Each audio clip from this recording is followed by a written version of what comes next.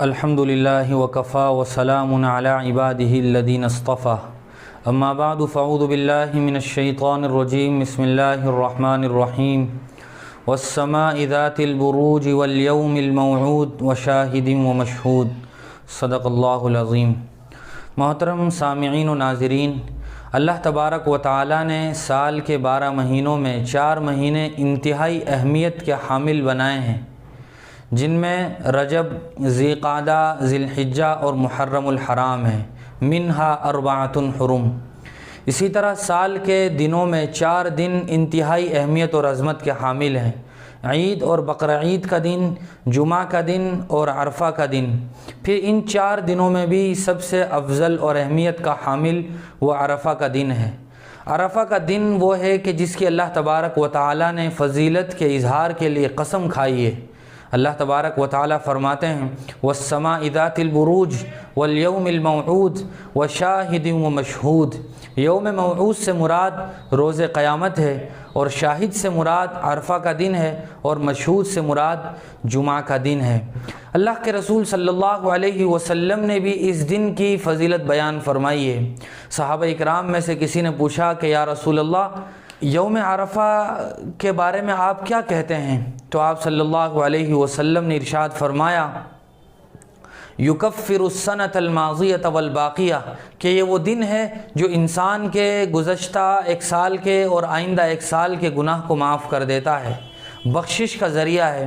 آپ نے بہت سنا ہوگا کہ مختلف اعمال کرنے کی وجہ سے گزشتہ گناہ معاف ہو جاتے ہیں، لیکن عرفہ کا دن ان اعمال میں سے ہے کہ جس کے نتیجے میں اگلے 1 سال کے بھی گناہ معاف ہو جاتے ہیں، اور عرفہ کے دن کو وہ خصوصیت حاصل ہے جو سال کے کسی دن کو حاصل نہیں ہے۔ اللہ کے رسول صلی اللہ علیہ وسلم نے اپنے ایک حدیث میں ارشاد فرمایا ما من یوم اکثر من ان یعتق اللہ فیہ عبدا من النار من یوم عرفہ، کہ عرفہ کے دن اللہ تبارک و تعالی اتنے سارے لوگوں کی بخشش کرتے ہیں، جہنم سے نکال کر جنت میں داخل کرتے ہیں کہ سال میں کسی دن اتنے لوگوں کی بخشش نہیں ہوتی۔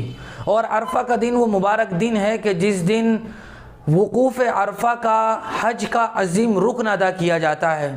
حاجی میدان عرفات میں وقوف عرفہ کے لیے جمع ہوتے ہیں اور اللہ تبارک و تعالی سے گڑ گڑا کر دعائیں مانگتے ہیں، اللہ تبارک و تعالی سے الہا زاری کے ساتھ اپنی مرادیں مانگتے ہیں، اور اللہ تبارک و تعالی ان کی مرادوں کو پوری کرتے ہیں، ان کی دعاؤں کو سنتے ہیں اور قبول کرتے ہیں۔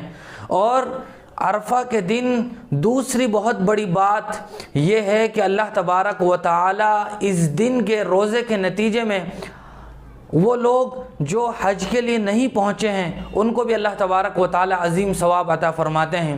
ایک حدیث میں اللہ کے رسول صلی اللہ علیہ وسلم نے ارشاد فرمایا ہے کہ ذی الحجہ کے 9 دنوں میں 1 دن کا روزہ رکھنا وہ سال بھر روزے رکھنے کے برابر ہے، اور 1 رات قیام کرنا یہ شب قدر کے قیام کے برابر ہے۔ لہٰذا عرفہ کے دن کا روزہ رکھنا یہ اور زیادہ اہمیت اور فضیلت کو بڑھا دیتا ہے۔ اس دن کچھ اعمال ایسے ہیں کہ جو اللہ تبارک و تعالیٰ کو بے انتہا پسند ہیں۔ اسی دن تکبیر تشریق کا آغاز ہوتا ہے۔ ہم سب جانتے ہیں کہ 9 ذی الحجہ کی فجر سے لے کر 13 ذی الحجہ کی عصر تک تکبیر تشریق ہر نماز کے بعد پڑھی جاتی ہے۔ مرد کے لیے مناسب آواز میں ہر فرض نماز کے بعد، اور عورت کے لیے آہستہ آواز میں تکبیر تشریق کا پڑھنا ضروری ہے۔ اور تکبیر تشریق وہ تکبیر ہے کہ جس میں اللہ تبارک و تعالیٰ کی بزرگی کو بیان کیا گیا ہے۔ اگر بندہ اس تکبیر کا کثرت کے ساتھ ورد کرتا ہے تو دل میں اللہ کی عظمت اور بزرگی بڑھ جاتی ہے۔ جو حجاج میدان عرفات میں ہوتے ہیں وہ وہاں لبیک اللہم لبیک کی صدائے بلند کرتے ہیں۔ 9 ذی الحجہ کا دن گزر جانے کے بعد جو رات آتی ہے جس کو ہم چاند رات کہتے ہیں، اللہ کے رسول صلی اللہ علیہ وسلم نے بیان فرمائی ہے، فرماتے ہیں کہ جو آدمی عیدین کی رات میں اللہ تبارک و تعالی سے ثواب کی امید کرتے ہوئے نیک اعمال کرتا ہے تو اللہ تبارک و تعالی اس شخص کے دل کو اس دن روشن کریں گے جس دن لوگوں کے دل مردہ ہو چکے ہوں گے۔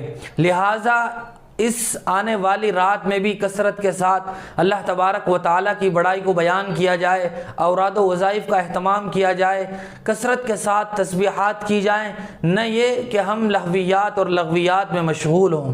ان تمام تر فضیلتوں کی بنیاد پر ہمارے اندر اعمال صالحہ کا جذبہ یہ پیدا ہو جانا چاہیے، اور ہم اس بات کا اہتمام کریں کہ عرفہ کے دن روزہ رکھیں اور کثرت کے ساتھ اللہ تبارک و تعالیٰ سے دعا مانگیں۔ یہاں ساتھ ساتھ میں ایک باطل نظریے کا ازالہ بھی ضروری سمجھتا ہوں، وہ یہ کہ بہت سارے لوگ ایسے ہیں کہ جو عرفہ کا دن سعودی کے دن کی مناسبت سے 8 ذی الحجہ ہی کو منا لیتے ہیں۔ آج کل کے اس سوشل میڈیا کے دور میں ایک یہ نئی بحث چل پڑی ہے کہ لوگ اپنے ملک کی 8ویں ذی الحجہ ہی کو عرفہ کا دن منانے لگے ہیں، اور وہ یہ کہتے ہیں کہ اس دن عرب میں عرفہ کا دن ہوتا ہے۔ تو یاد رکھنا چاہیے کہ جس طرح ہم نماز، روزے اپنے ملک اور اپنے شہر کے حساب سے رکھتے ہیں، اسی طرح عرفہ کا دن بھی ہمیں اپنے ملک کے اعتبار سے منانا اور اس دن عبادت کا اہتمام کرنا چاہیے۔ اس لیے ہم اس باطل نظریے کو چھوڑ کر اللہ کی حمد و ثنا میں اور رسول پاک صلی اللہ علیہ وسلم پر درود شریف پڑھنے میں اور تکبیر کو پڑھنے میں گزاریں۔ اللہ تعالی ہم سب کو عمل کی توفیق نصیب